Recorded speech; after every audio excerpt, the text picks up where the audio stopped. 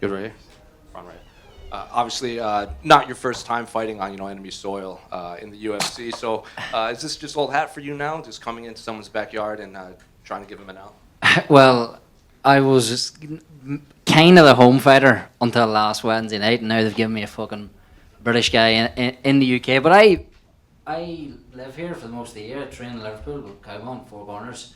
I trained my own gym this morning. Took a 30-minute drive up the road, like so.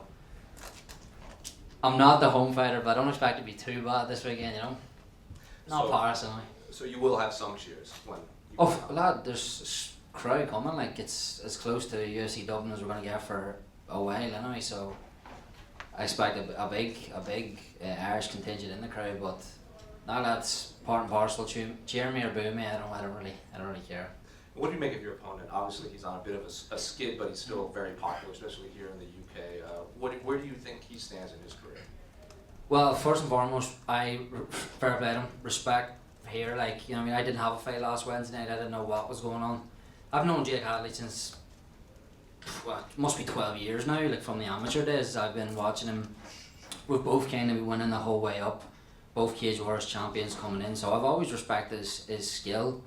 And as soon as I heard his name, that gave me a lift. Like I think anyone who's been watching UK MMA for a while will tell you it's a much better fight. He's a bigger name obviously in the UK. But I think coming up from 100, anyone who's ever trained with me or fought with me will tell you that coming up from 125 pounds, you'll be doing very, very, very well to live with me. Like so, absolutely respect him, fair play to him, but I think I'm gonna run through him for being honest.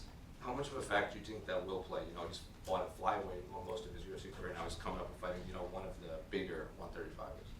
Definitely one of the bigger 135ers. Definitely one of the biggest weight cuts in the division. It has to play a factor. Like I anytime I've ever trained with a bantamweight, they're the one that tell me like after, geez lad, you're strong. I never train with flyweights because maybe a wee bit too strong for him to come up. I don't know. He's a skillful fighter. He definitely poses threat. I say he's been winning the whole way up, like, but I'm very, very, very, very, very. Now I'm not stupid saying, oh, as soon as I hit him, he'll go down. He's a wee man. As soon as I grip him, he'll beat. Like it's not that. He's a good fighter, but there's him feeling good and thinking, fuck, I haven't got a weight cut. I feel strong here. I feel healthy. I feel good at 135 pounds. And then there's under the bright lights, 4-ounce gloves, me hitting him for the first time at 135 pounds, me gripping him for the first time. So have to play a factor, but I can't be under the illusion of like, oh, I'll just walk through him because he's coming up in weight class. But that is definitely a factor. That's no point in lying.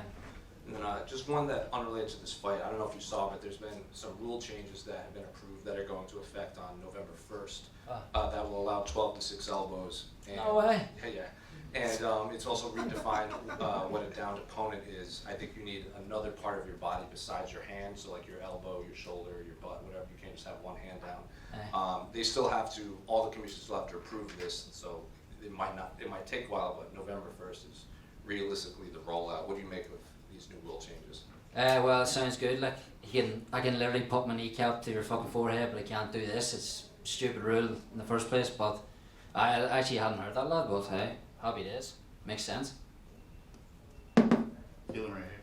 Yes, lad. Just one for me, Raul. Couple guys in the division that are making kind of noise, right? Like Raul Rosas Jr. I know you called him out. Another guy, Payton, Talbott. Yeah. What do you think of those guys, and what do you think you have to do to kind of get yourself noticed the way they have so far? Well, my plan was to call out Rosas as soon as this ended. 7 weeks later, go back to back in the sphere. I was ready to do that. It's the only way to make in this game. Look at fucking Alex Poirier, 2 weeks notice, rocking up, putting me in. Fair play to him, absolutely flying. That was my plan, but he obviously is booked now. Payton Talbott is a good fighter, 100% a good fighter. Fair play to him, going well, but like, Jesus Christ, man, cool the jets. Like I watched his debut. Like whenever the Mac was coming up, people were saying like when he fights a grappler, he'll get smashed. When O'Malley was coming up, when he fights a grappler, he'll get smashed. But it was speculation, really. You hadn't seen it. I watched his debut. Fucking some lad I don't even know who the guy was. Comes out, takes him down, takes the back, flattens him out, gasses. Comes out second round, gassed again, finds himself on his back. I was like, geez lad, you actually don't know how to fucking you're giving your back every time. So he is a good fighter, 100%. Fair play to him. He's after sparking that kid Gomori, who pulled out on me on the Tuesday morning. I would urge anyone who's watching this to hit pause and go watch UFC France's video of him warming up for that fight before he blow Payton up over that win. But he is good, but I think getting a wee bit too much hype at the weight class. There's definitely tougher fights at 135 for less hype. If the UFC want me to do that at the end of this year next, absolutely no fucking problem. I'll fight Payton Talbott next, no problem. Caolan, back here. The fight replacement, again, obviously a little bit of a nightmare, right? Talk to me, does the game plan change at all going from Ramon Tavares to Jake Hadley? Well, we prepare correct, and I always hear these fighters going up saying, oh, the opponents are relevant and all that shit. I think that's bullshit. Like, John Jones openly says I prepare for my opponent. Like, I don't understand why he's saying that. So we prepared for Ramon, absolutely. We done 10.5 week camp with Southpaw, and I had trained or spar one Southpaw, and then last Wednesday night he pulled out of my last spar on Thursday, and Colin goes, we may as well go orthodox and shoot on him on his last spar, and I was like, that's definitely what it's going to be. Lo and behold, the UFC pulled out a Southpaw for me and Jake Hadley. Very lucky that, again, not the same style, but not too dissimilar. Injuries happen in this game, that's part and parcel of the sport. If you're preparing correctly every day in the gym, you're going in fighting, you're wrestling, injuries happen, so I'm sure it's not the last time it'll happen, but of course not ideal. But just happy I got a Southpaw. I'm more than anything happy to be on this stage sitting here today about to fight on UFC 304, one of the biggest cards the UK's ever had. So again, fair play to Jake, thanks him for fucking taking it. Like, but couple of changes. And you spent the beginning of this year at Fight Ready before your fight in Atlantic City. Wondering, are you looking to go back there sometime soon? And what was that training like? Yeah, it was great. It was my Colin and Caolan says if you can go. We went over for 3 weeks. Fucking bit of sun in the UK. Bit of sun in January. Is not what I'm used to in the UK, so that was nice. It was great training. A lot of UFC bantamweights, and I suppose I was coming off my first ever loss. I've been winning the whole way up. I'd never fucking lost a round as a pro before my UFC debut, and not that you would ask questions of yourself, but it's nice to be with a lot of UFC bantamweights and flyweights and that, see where your level's at, and just kind of like confirm it to yourself that I can handle these boys, you know what I mean? So it was a good experience. Something I'd absolutely be open to doing the game, but my gym team Caolan 4 corners, you know. And my final question, how proud are you to be one of 3 fighters representing Ireland on this card? Always, lad, always. I said there's a big contingent coming this weekend from places of Ireland I don't know, people like just general MMA fans,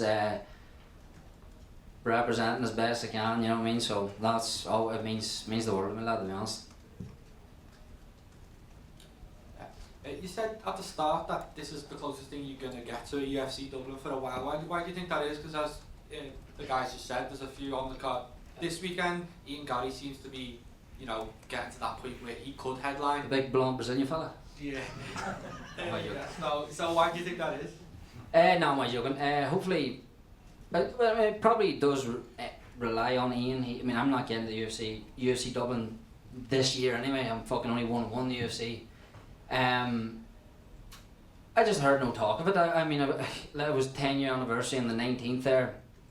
I was a kid in school who couldn't afford a ticket to that, but if that was to happen, it would be quite literally a dream come true, but I'm hearing nothing of it. If we keep winning, of course Ian keeps winning, it becomes more likely, but I'm just hearing nothing of it. You know what I mean? No confirmation of it, but if it happens, of course that would be unbelievable. That would be unbelievable. There's some issue with Ian? No, I'm joking. No, he's doing well for himself, fair play, like. Just on Ian quickly, what do you think he can do to maybe get the fans back on his side? It feels like in recent fights he's done so much wrong in MMA fans' minds. What do you think he can do to get the crowd back on his side? To be honest, the way he was talking the last time, he seemed to, I was liking it, like he seemed more like himself. Winning is Well, actually, you say that Bilal's in the main event this night. He's been winning like it doesn't always work. I don't know, lad. Be yourself and keep winning. Would hope that the Irish will get behind you eventually. Like, he is an Irishman essentially, so not essentially, he is an Irishman. So I don't know, lad. I just focus on me.